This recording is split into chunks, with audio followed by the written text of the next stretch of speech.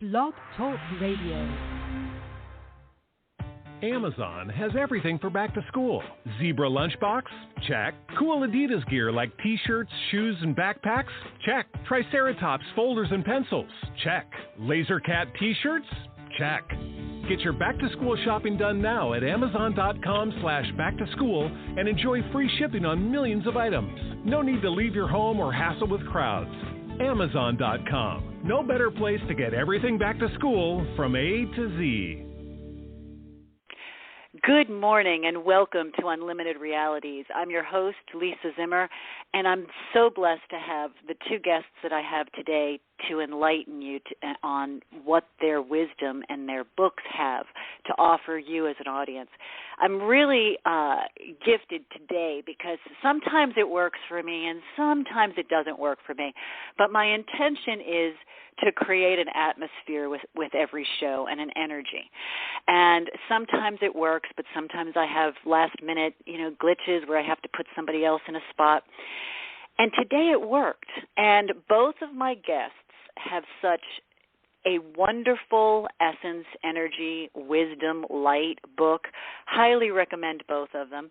We're going to begin today with my first guest, Jim Phillips, who wrote The Key of Life, and we're going to talk to him and discuss his wonderful, wonderful book. But I find it also very timely because I'm really touched, and although I sound pretty grounded to all of you, maybe a little grounded anyway, I was kind of an emotional wreck this morning. My son's 18, and we have lots of loved ones and kids and friends of his who are attending FSU. And last night there was a gunman who went off in the library. He shot 3 kids. Right now, I just looked. We still don't know the status of 2 of the kids. I think one is okay, getting treated. The other one, they're not releasing information, or at least I haven't been able to find it. Maybe you guys know more. But I'd like to start today's show off with an energy and a prayer. These kids are all of our kids, and we need to really put some emphasis on the safety of what we have in our future. And if we could all just put an intention of love and light out for this child that's in critical condition, who was a victim today from a violent act and a shooting at FSU. I don't know the name of the person, but if we could just spend a moment, I'm going to be silent for a few seconds here and just shed some silence and love and prayer and light so that this stuff stops, because this is hard. And this is hard. As a parent, as a citizen, this can't keep going on like this.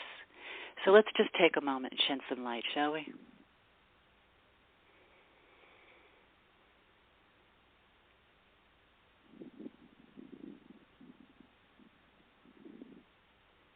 Blessings and prayers for all those involved, all those affected, and may the healing begin. Amen. Now, without further ado, we step into introducing my first guest, Jim Phillips. Such a wonderful book, and I believe, Jim, you're listening to me on the other end there.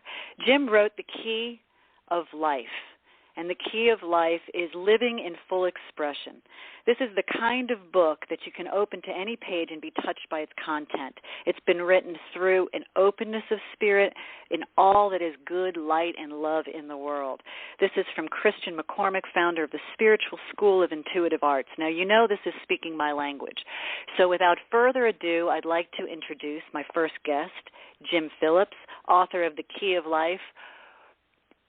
Welcome, welcome, welcome, Jim. Thank you so much for being my guest today. Thank you for being on Unlimited Realities, Jim. I love your book, The Key of Life. Let's dive in and start talking about it. Thank you for writing this book, Jim. Well, thank you, and thank you for the opportunity to share what I've come to understand and know. Well, I found it such a beautiful read and so fluid. It just rolled. It was one of those books that I could go to and escape and just feel like that little warm candle inside burning that just felt like home. And I'm inquiring to you in your heart of hearts, to ask what inspired you to write this book at this time, because I do find it poignant at this time in our life that we need more of this energy, essence, influence, resonance out there with all the crazies. So talk to us a little bit about what inspired this for you. Well, the inspiration actually has been one that I have had for as long as I can remember during this lifetime. I have had this knowing that there was a message that was going to be coming through me. I wasn't sure how. I really wasn't sure what form it was going to take, didn't know what the title was going to be. And yet, as I was going through different phases of my life, and I'm talking about from when I was small up until this point, as I would go through different phases of life, things would happen. Things would put me in front of different people. I would find myself in different circumstances where I would be sharing things being information, wisdom, you can call it wisdom if you want, but that were beyond what I should have been talking about at that particular point in time. So that is what gave me that kind of knowing that something else was going on. And then it just became a matter of being really interested in human potential, human performance, questions like why are we here? And more specifically, why am I here? What is my purpose while I'm here? And I receive messages all the time. I take early morning walks, and as you read in the book, I refer to those times as being immersed in the silence of the dawn. And that's when I'm most connected, and I receive information that I can expand on. And then essentially I have to live it. I have to go through the experience of whatever it is that I'm being given so that I can share it from an experiential perspective. So it just got to the point where it had to be expressed. So the inspiration was all this information I was given. It was life experiences, but then actually putting it on paper, it got to the point where I could no longer withhold it. I don't want to say the pressure because it wasn't like that, but the nudging, if you will, was so strong that I was about to burst if it wasn't allowed to come out and be expressed. So here we have the book. Wonderful. Well, what a great nudge, because it's written in such a way. I was really blessed with both of you today, because both of you have such an essence, both you and my next guest.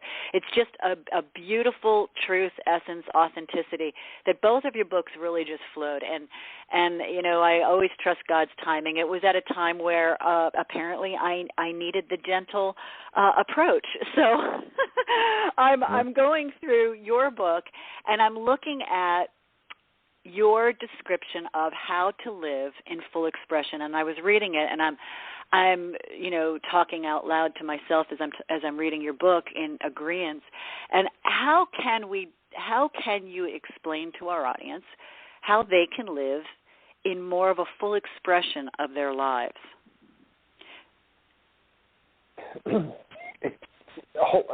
When you asked me that question, a whole lot of things just came to mind for me.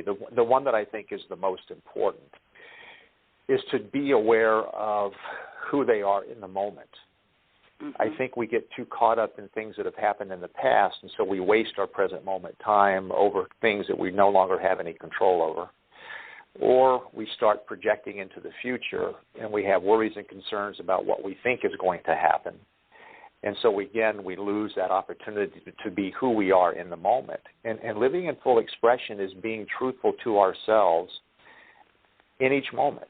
It's about allowing the expression that desires to be expressed through us, and in fact is us, in the moment. It's just being real. It's being authentic. It's being truthful. It is following those nudges and inspirations that were given and allowing them to be that expression of who we are. Okay, and that brings me to my next insight, which I loved your description of this. Let's talk about how when we do that, when we're living in full expression, we tend to live life more on an unconditional basis. And you discuss how people tend to live life conditionally. Can you discuss, and can we talk about a little bit what that looks like and what that means? What living conditionally versus living unconditionally looks like? I think the easiest way for people to understand that is to go through an exercise. and that is to look at those things that you're doing during the day, those decisions that you're making. Are you making them based on how you truly feel, or are you making them based on how you think other people will feel or will react to you based on those decisions you make? And more often than not, what we find is that we're making decisions based on what society expects of us, or what other people expect of us, or because we feel that if we don't act a particular way, we won't fit in with whatever group we're trying to fit in with. And yet, our purpose for being here is to live from the truth of who we are. And it's not about doing things for the benefit of other people. It's about doing things for ourselves so that we can have the grandest experience of ourselves through all the things that are created in the course of our lifetimes to allow for that. And here's the paradox to that, and that is that when we live in full expression of who we are, when we're being truthful to ourselves, we're actually giving other people the greatest gift we can give them, which, number one, is seeing us in full expression, but it's also giving them permission to do the same. And it allows other people to see that they don't have to live lives conditionally. Now, this doesn't mean that we don't have responsibilities. I'm not talking about that. We all have responsibilities in life, and that's part of being here. But I'm talking about making decisions about things that we want to do that are heartfelt, that we're making because that's who we are, and not because somebody else has said you need to do this or you should do this, or there's going to be some punishment you're going to get if you don't do this, you don't do that. It's just about being real. Right. And, you know, that probably is the one energy that comes through so consistently in the book is this authenticity.